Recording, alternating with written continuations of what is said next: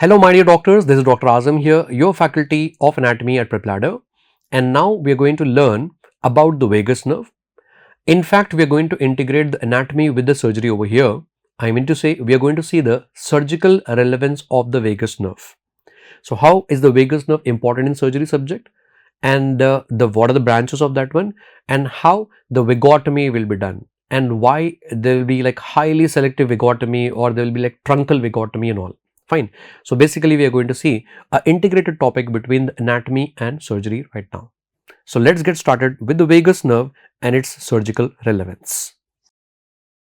Now my dear doctors, imagine that in this diagram we are actually having this is esophagus here, and followed by that this one here will be the greater curvature of the stomach, and this one over here will be the lesser curvature of the stomach.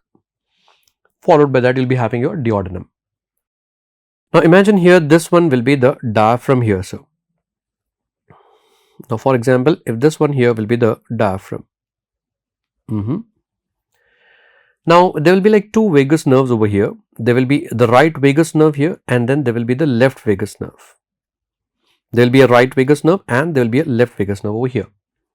Now try to recall in anatomy. In embryology, I taught you very clearly about the rotation of foregut. Foregut will rotate 90 degrees in clockwise direction. Now when the foregut is going to rotate 90 degrees in the clockwise direction, then what is going to happen? Try to understand here. This is the foregut here. Then there is a right vagus nerve here and there is a left vagus nerve over here. Now if this is going to rotate 90 degrees in clockwise direction, then what is going to happen? The left vagus nerve is coming towards the anterior aspect. So therefore, my dear friends, remember the left vagus nerve is nothing but it's going to become your anterior vagus nerve. Whereas the right vagus nerve is actually going behind. Because of this 90 degrees clockwise rotation, the right vagus nerve will be going behind, and that is the one which is going to become your posterior vagus nerve. So the first thing which I am going to make it easy for you people, remember, left vagus nerve is nothing but your anterior vagus nerve. No need of any mnemonic here, sir. I am teaching you like very much conceptually. Learn with the help of concept. And the right vagus nerve, it is the one which is going behind, and that one is going to become your posterior vagus nerve. Posterior vagus nerve, sir. So I think there is no need of any mnemonic here. Try to recall from anatomy. In embryology, we have learned about the rotation of gut. So I repeat once more here. If this is your foregut, foregut will rotate 90 degrees in clockwise direction. So therefore, the right vagus nerve is going towards posterior aspect, whereas the left vagus nerve is coming towards the anterior aspect. That is going to become your anterior vagus nerve, and the right one is going to become your posterior vagus nerve. Now once you are clear with this one here, let's see one by one. Now imagine this one here to be your anterior vagus nerve. That's your anterior vagus nerve, which is coming onto the anterior surface of the stomach. And imagine this one here to be the posterior vagus nerve here. So now you might be thinking why I am drawing like this here. Remember, if you see the substance surgery book, in that it is clearly mentioned that the posterior vagus nerve is more thicker when compared to the anterior vagus nerve.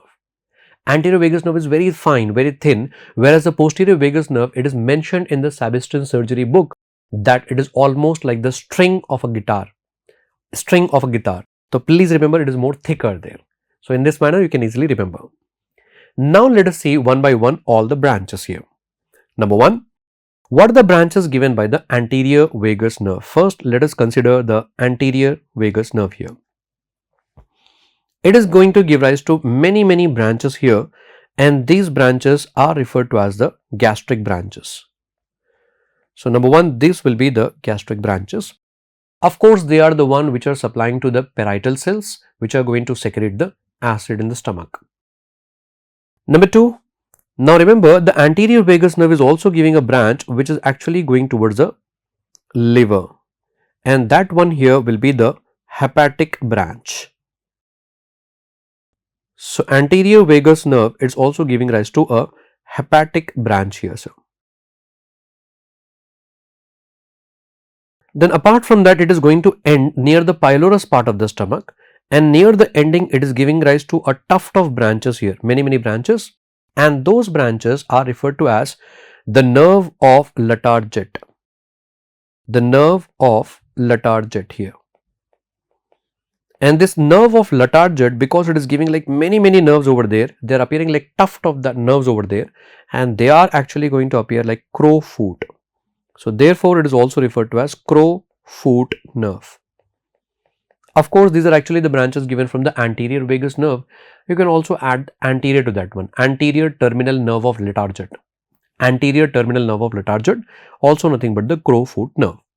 Now these are all the branches given by the anterior vagus nerve.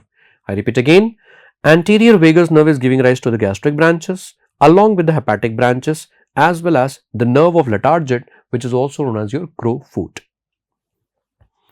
Now let us learn about the branches which are given by the posterior vagus nerve. Posterior vagus nerve is also giving rise to many branches over here, and these branches will be the gastric branches again. But these gastric branches will be given onto the posterior surface of the stomach. From the name itself we can understand. Apart from that, this is also actually having the nerve of Latarjet. So this one will also give rise to nerve of Latarjet. Let me do one thing. Let me write down the names here with a different color so they can understand all these are the branches given by the posterior vagus nerve. So I'm just highlighting with this color over here. That is your posterior vagus nerve or the right vagus nerve. And let us write down the names of all the branches with the same color here. So it is first giving rise to the gastric branches, many gastric branches, and they are the one which will be supplying to the parietal cells on the posterior surface of the stomach. And again the same thing at the end, it is giving like many small branches. They are acting like a tuft of branches and they are appearing like a crow foot. So again the name will be the same over here. So the name of these nerves over here will be again the same, the nerve of Latarjet. That is the reason why I told you that we can add here that posterior terminal nerve. This is actually the posterior one, posterior terminal nerve of Latarjet or simply nerve of Latarjet. It is also known as the nerve of Latarjet, and that is also like crow foot. Perfect. Now once you are done with this one, remember the posterior vagus nerve is also giving rise to one more branch over here, and those branches will be known as the celiac branches. So this one here will be the celiac branches. And finally, and the most important one, remember the right vagus nerve or the posterior vagus nerve, it is giving rise to a branch, and that branch is going behind the esophagus, and then finally it is going to supply near the fundus of the stomach. And this nerve which is supplying near the fundus of the stomach over here is referred to as the criminal nerve of Grassi. So this one here will be the criminal nerve of Grassi, very much important. It's a repeated question in your different exams. It has been asked in the NEET PG as well as your INICET exam as well as the FMGE exam also. Criminal nerve of Grassi, it's a branch from the posterior vagus nerve. So I hope you are able to understand very clearly. Whatever branches I wrote here in the blue color are the branches given from the posterior vagus nerve. So let us recall once. Number 1, there will be criminal nerve of the Grassi. Number 2, there will be celiac branch, and then the gastric branch, and then finally the crow foot one. Is it okay? So all these are the branches which are given from the posterior vagus nerve. Now once you are clear with this anatomy, now let us correlate this one with the surgery. Now my dear friends, what is happening here? Sometimes we actually have to, do vagotomy. We need to cut this one here. Why?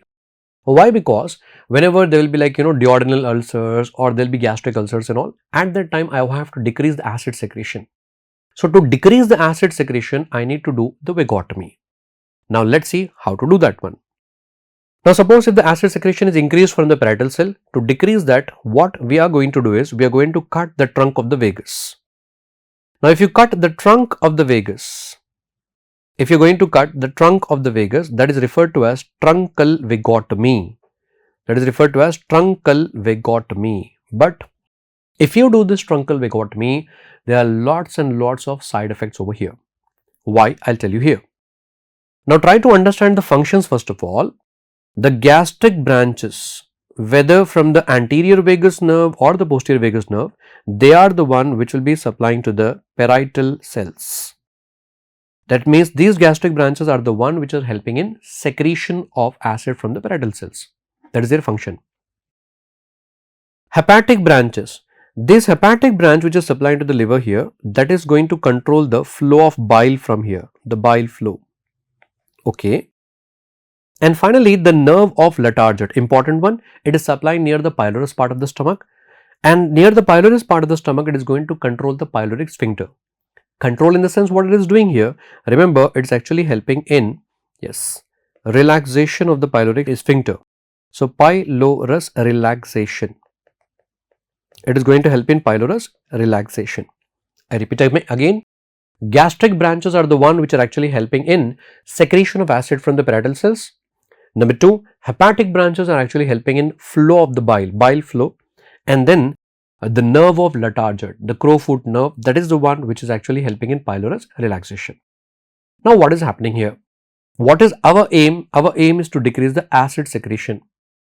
Whenever there will be like duodenal ulcers, gastric ulcers and all, we need to decrease the acid secretion. But to decrease the acid secretion, if you are going to do truncal vagotomy, not only just decreasing the acid secretion, you are actually compromising other functions also. Okay, there will be no proper flow of the bile. Bile stasis will occur. There will be bile stasis and gallstones and all those things will be taking place. Apart from that, the pylorus sphincter will not be relaxed properly. There will be spasm of that one. And similarly, what is going to happen? I mean to say, just for decreasing the acid secretion, mainly what I am trying to tell you here, yes, these branches, other branches are also getting compromised over there. So that is the reason why that is not advisable. Nowadays, we are actually going for highly selective vagotomy. In highly selective vagotomy, what we are going to do, we are directly going to cut these gastric branches. That is nothing but highly selective vagotomy. Is it okay? So we are going to cut all that branches, sparing the last 7 centimeters near the pylorus part of the stomach. Why? Because I don't want to compromise with the nerve of Latarsett. So therefore, sparing this 7 centimeters over here, we are going to cut all the branches. That is the reason why directly, even only and only, we are going to decrease the acid secretion from the parietal cells. Is it okay? Now please look at this diagram here. So one is the truncal vagotomy that I told you here. Apart from that, I told you highly selective vagotomy, which is also referred to as parietal cell vagotomy, where we are going to just cut the gastric branches. Yes, of course, it makes sense. There was one more thing, that is selective vagotomy, but nowadays it is discarded. So it's a whole process nowadays not followed. So if you remember only these two here, just for the sake of difference here, I hope this is more than enough for you. Selective vagotomy is nowadays not done. So truncal vagotomy and the highly selective vagotomy is very much important to be learned for your exams.